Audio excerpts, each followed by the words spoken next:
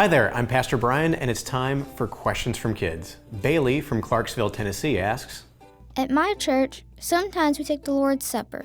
My dad says I have to wait before I can take it. Why do we take the Lord's Supper at church? Bailey, thanks for that question. It's a really good one. In today's story, we see how Jesus was celebrating the Passover meal with his disciples and how he changed that. He made that become what we know as the Lord's Supper. And during this time, it was a time where Jesus and his disciples looked ahead at what he would do on the cross. They didn't know it at that time, but just in a matter of hours, they would see him provide a sacrifice for himself through the shedding of his blood on the cross. And so Jesus was preparing them for that, looking ahead.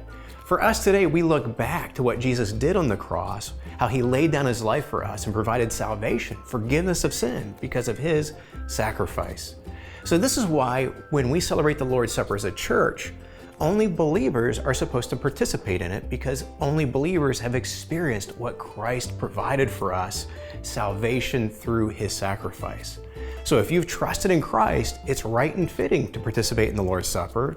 But if you've not, you should wait until one day when you do trust in Christ, and then you can celebrate understanding what you are celebrating.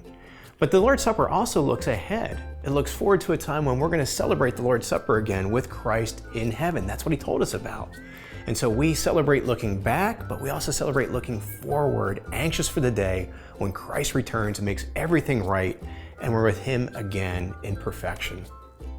What are other ways we can remember Jesus' sacrifice and look forward to his return?